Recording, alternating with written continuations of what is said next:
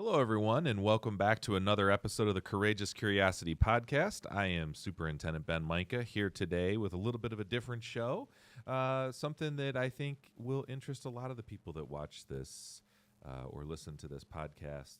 And we're going to be talking today about service in our armed forces, service to our country, and service in the military, in a military career.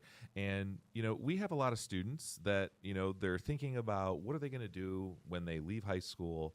What's their life going to be like? What is the path that they will take? And I'm excited today to talk to one of our students who's decided to take this path in service to his country. And we're super proud of that, and we want to really highlight that opportunity today. But also, we're curious about the process, right?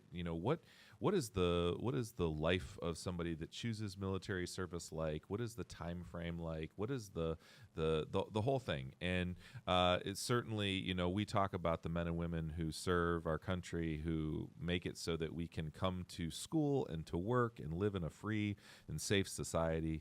And those are people that deserve our tremendous respect and honor.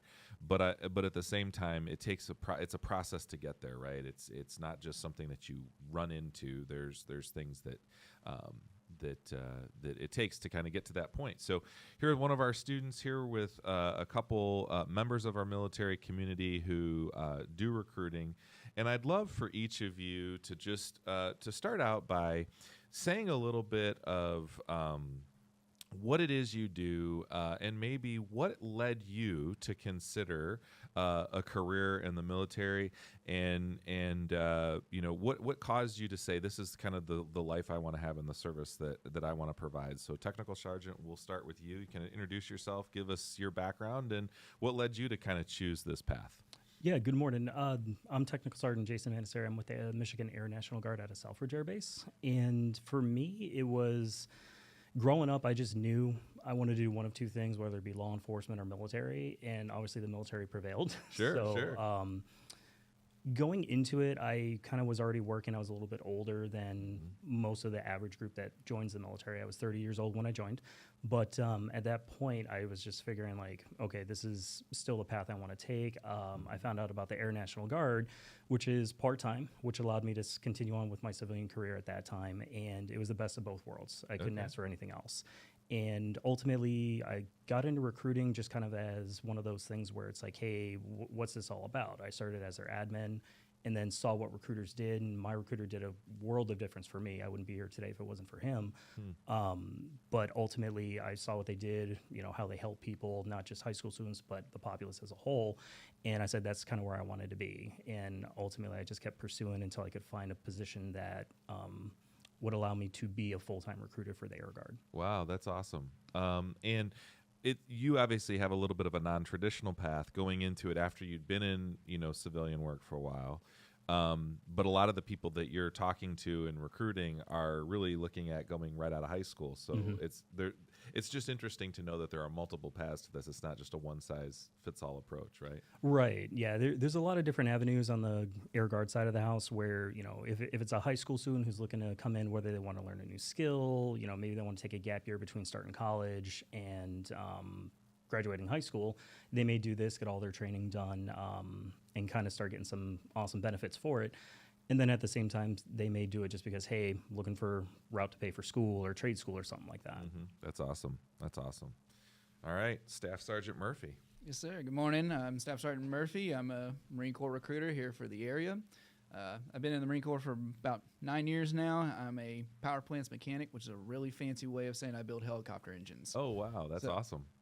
I did join right out of high school. I graduated in high school in May 2016 and June that year, right off to recruit training. So I'll be, just like Nas over here. He's going to be heading right out. But, I've always grown up knowing I wanted to be in the military. That's just what I wanted to do. And, picked the Marine Corps because I saw all the ads, knew that, did the research, saw like, yes, this is the hardest branch to get into. These are the best of the best. Yeah. I want to be the best version of myself. So what better way to be the best version than to join the best? Love it. Yeah, and it's interesting because I'd be remiss if I didn't at least highlight there is a healthy level of pride and competition between the branches. Is that right? Oh, absolutely. Yeah. No one's more prideful than the Marine Corps. I'll tell you great. that much for sure. That's good. It kind of exudes confidence. I think that's an element that's important, in the service. My brother was actually a captain in the Marine Corps and did a few deployments and came back to civilian life and is now actually serving in the Coast Guard. So it's interesting how he's actually served in a couple different branches. He did his service in the Marine Corps, did several deployments, retired, went back to civilian life, and then later in life actually went back in and now is actually doing Coast Guard work, and he does it, I think, several times a month on the weekends. But military service has always been a part of his career and his outlook, and being in the Marines has shaped a lot of who he is and how he's able to approach his work and life today. And so I think it's just cool to see that there's a lot of different ways that the military can help prepare and provide opportunities. So Nasir, I'd love to hear your experience as a student and kind of what process you thought about that led you to think this is kind of a path you want to take. Yeah. My name is Nasir. I'm a boxer. I've been boxing for a while, and I wanted to join the Marines because, all my life, it's been a goal of mine to make my family and, my mom, my dad, and my little nieces and nephews, proud of me, someone that they can look at with pride. And I've done this through boxing. I want to be someone strong that my family could look at and be like, oh, he's a strong person. I want to represent something good. And in the military, that's going to show, through training, the boot camp, and everything. I feel that's going to show, that I'm a resilient person throughout the things that I'm going to overcome and, the challenges I'm going to face in boot camp and in the military in general. So it's just been something, I just want to, be someone that people could be proud of. I love that, and I have no doubt that people are proud of you and will be incredibly proud of what you're able to accomplish through your service, and it's commendable. I think there are a lot of other paths you could take that would be a lot less resistance and a lot less, challenge than what you're about to embark on. But kind of speaking to that, I'd love for anyone that's at the table that, has something to offer on this question, but there are, I think, some common misconceptions about service in the military, right? And so there may be some myths out there that we could debunk a little bit, as soon as I enlist, I'm going to fight in a war or something like that, right? There's probably a lot of myths that are surrounding kind of this life of service. Can you speak to some of those common misconceptions that people might have? Yeah, I can definitely speak for one of the big ones that I've kind of encountered in my short time recruiting so far. A lot of people have the misconception that if you go to talk with a recruiter, that's it. You're in. Yeah. There's no turning back, and sure. It's not World War II anymore. Mm-hmm. It's actually quite a challenge to get into the military in general. Mm-hmm. So just coming in to talk to a recruiter, that doesn't mean that you're signing up right then and there. Mm-hmm. There's a whole process that has to go through, as far as gathering up different documents to make sure you are who you say you are, mm-hmm. and that you are of age. Mm-hmm. Just like Nasir here, he's 17, so mm-hmm. we had to get his parents' consent for him to actually go through the process. Sure. So he couldn't just come in by himself and do it. Mm-hmm. We had to schedule times for us to sit down with parents and actually get them to sign off on it as well. Yeah. And you probably run into that misconception too from parents themselves, I want to make sure my kid's not talking to them, because if they do, then they're automatically in the military. And Yep. So that's an interesting take on that too. Sure. And one of the other things that I've kind of run into as well is when the applicant decides and makes that commitment to join, Mm-hmm. the day of their enlistment, sometimes we've been asked, hey, am I going right to basic training within the next few weeks? It's no, it's not how that operates. It's going Right. to take a few months, if that, to get out the door. So it's not an immediate, you raise your hand, oath in, 2 days later, you're going off to basic training. No, it's going to be a pretty good hefty amount of time in between that. Okay. And basic training, is a thing that we all kind of talk about, and we know, it's been talked about in movies, and then I think every branch of the military has a slightly different basic training program. But what is the typical length of time from, okay, I'm going to sign up, I'm admitted, and now I'm going to go to basic training? Like, how long is basic training, and then when does maybe their first kind of work start related to their service in the military? So for us in the Air National Guard, their basic training is going to be 7.5 weeks. Okay. It's at Lackland Air Force Base in San Antonio, Texas. And then immediately after that, they go to their tech school. And that's going to range anywhere from 6.5 weeks upwards of 5 or 6 months, depending on what job they choose. And I'm sorry, what was the second part of that? Yeah, so you're looking at a 6-7 weeks plus an additional up to 6 months depending on their job that they choose, and I'm going to come back to that in a second. But when do they then take their first kind of position or post to serve? So for us, after they enlist, once they've pretty much been gained as a new member to our wing, they can start attending drills. So essentially, they can start coming out within a month or two after their enlistment to see their squadron, get to meet people, see around the shop, things like that. They'll be a little bit limited in what they can do job-wise just because they haven't been trained on it. Sure. But I'd say almost immediately within that first month or two after being gained. Okay, all right. And as far as on our side of things, Marine Corps recruit training is 13 weeks, 3 months, however you want to, phrase it and everything.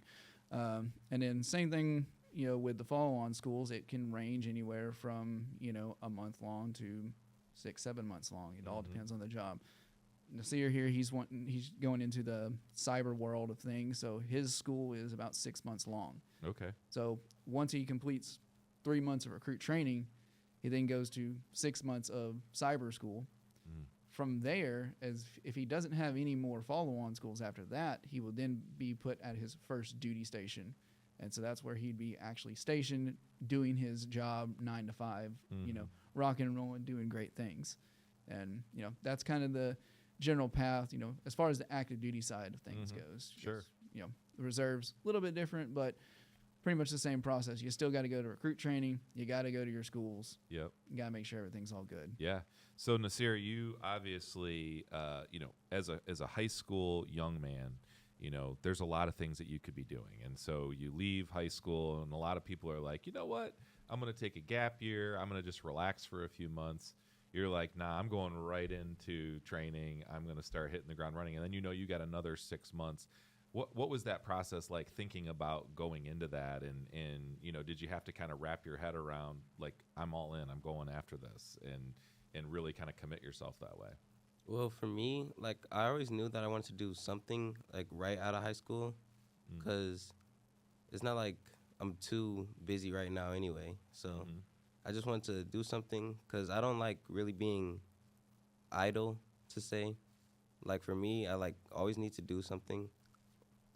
So, like, that's why I wanted to join right after, to keep myself going. And I know it's going to be, like, a big challenge. So knowing that I have that in the future is going to, like,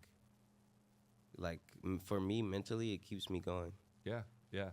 And what made you decide that you wanted to get into the cybersecurity side of things? That's a super interesting, kind of cool path to take, but that's going to take a little bit more training maybe than other typical posts would be. So what led you to kind of choose that? Well, I have a uncle, and ever since I was, like, in 4th grade, he's been telling me about, like, coding or hacking and, like, Bitcoin and stuff ever since I was, like, super young. And he's been telling me, like, this is the future. Like, you need to get on this. You need to learn how to code. You need to learn how to do all this stuff.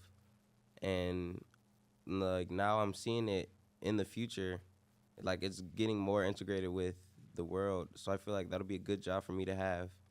Like, I feel like I'll be stable having that when I come out of the military as well as in. Yeah. No, that's fantastic. I know that one of our students, Drew, was not able to be here today, but he's one of our top athletes, and he's one of the top athletes in the state of Michigan. And so I think, what is your typical profile that you would see, coming into the military? I mean, Nasir's obviously an athlete. We have, athletes that come in. We also have some kids that are really quite academically talented, but they want to go, right into a life of service. What's the typical profile that either you're looking for or that you typically see kind of coming in and saying, I'm starting to get some interest here? For us, I would say it's kind of a mixture, just because our age range is anywhere from 17 to 42. And we've had people who come in right out of high school. I had a young lady, she enlisted with us. She's going to be in our weather shop, and she wants to be a meteorologist on the civilian side. She's going to get that training right out of high school, paid for by the Air Force, and she's going to hit the ground running essentially when she comes back from tech school, both with us and on the civilian side. Okay. And then we have individuals who've been in the work field for a while. They may have had 2 or 3 different jobs, and they're just kind of looking more for stability, whether it be for benefit wise or maybe just supplemental income. So it's a different dynamic for us, in the essence of we see a wide range of different people, and they all come from different physical backgrounds, like you said, whether they're prior D1 athletes or soon to be D1 athletes. And then those people who have been out of college, like myself, and they're like, hey, I want to do something different now. Sure. Bunch of different physical backgrounds, but the main goal is, they'll get trained up when they're at basic. Okay. Yeah, as far as our side goes, a lot of the people that kind of actively seek us out are, 9 times out of 10, the more, kind of macho, built-up guys and everything, because the Marine Corps has that, that kind of legacy, mentality of, hey, we're the tough guys and everything. But same as, on the other side of it, we have people that come in that they can do 5 push-ups and that's it. But the one thing that does connect all those people that do inevitably join the Marine Corps is their mindset and the mentality that they carry. Because they go in knowing it's going to be hard. They go in wanting the challenge and wanting to prove either to themselves or to others that, hey, I have what it takes to actually do this, and I'm going to be successful at it. Yeah. It's not that I'm going to try. It's not we'll see. It's I'm going to do this. And it's just the confidence that they carry with them and that we as recruiters help instill in them as well. Great. And to be clear, 5 push-ups is not a lot, right? No. Okay. Especially in my mind. Like I said, I've been doing this for 9 years, so I can pump out a good bit of push-ups.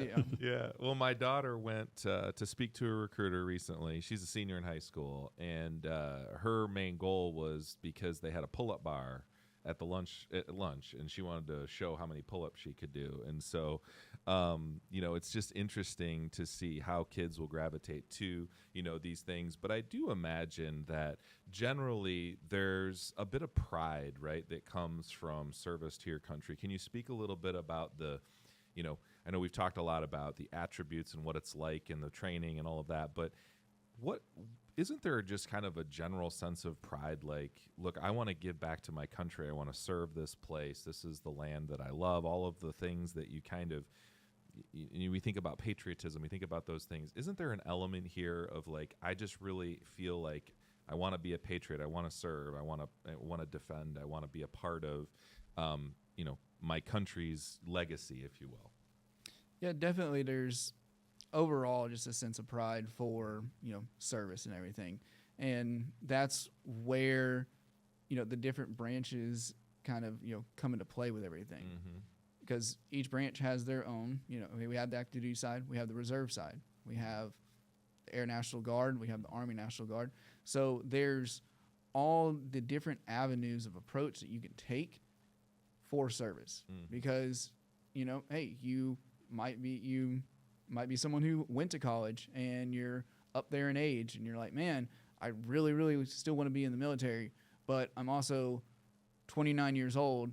Probably wouldn't be a great idea for me to go active duty. Well, hey, that's awesome. We have the reserve side. We have the National Guard. We have the Air National Guard. We have different ways for you to show that pride that you've been, living and building on for the past however long, while also, benefiting yourself for the future.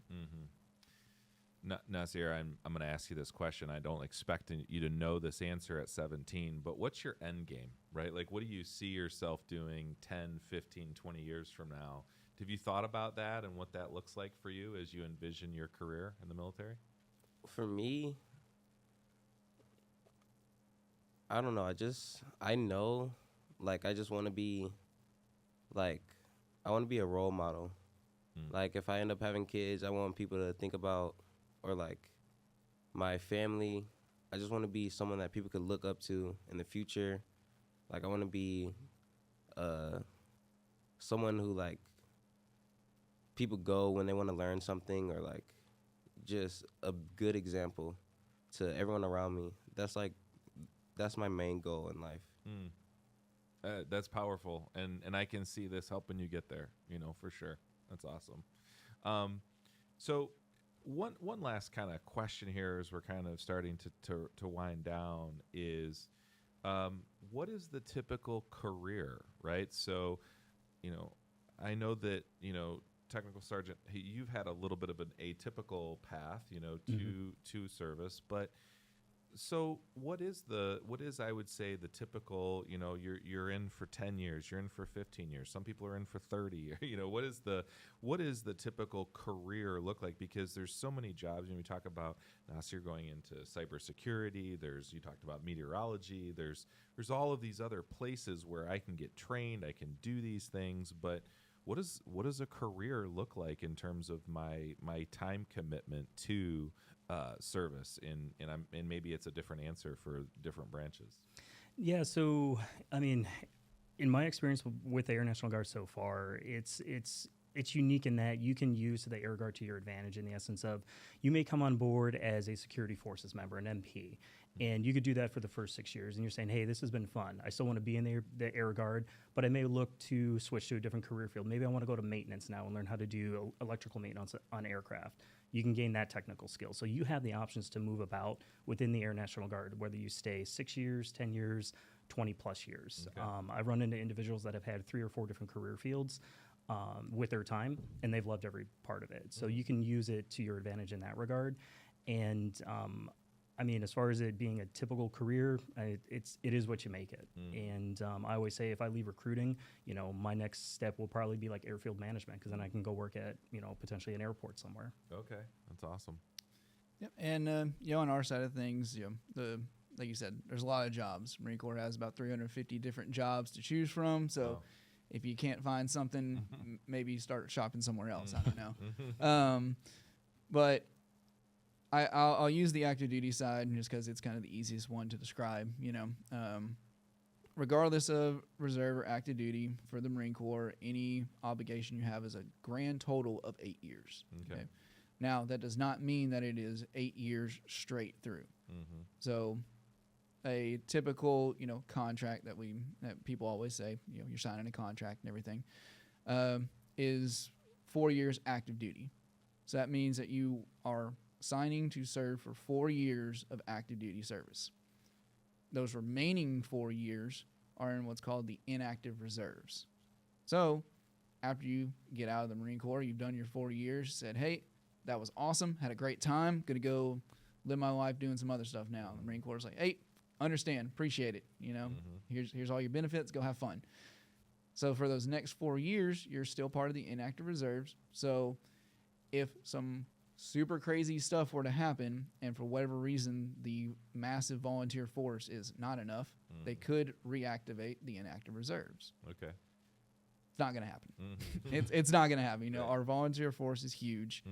And then, you may get a letter in the mail every year, or maybe never, that just says, hey, you're living in Michigan. We need you to report down to Suffrage Air Force Base to, make sure that you're still alive. Okay. You pull up there, like, hey, I'm alive. They're like, cool. Can you fill this paperwork out? Yep, everything's still the same. Have a good one. Okay. And that's it. Okay. So that would be, just the standard thing. Now, you want to continue. You decide, hey, I want to keep doing this. Be like good old Staff Sergeant Murphy here and make plans to make a career out of this. You re-enlist, go for another 4. Okay. Get to the end of that, go for another 4. Just keep so that's kind of up. the cycle then for you guys. It's a 4-year commitment kind of every time, and you're deciding if you're going to re-up, right? Pretty much, yep. Okay, cool. This has been enlightening, and I think that for people watching the show, they're going to appreciate hearing from your expertise.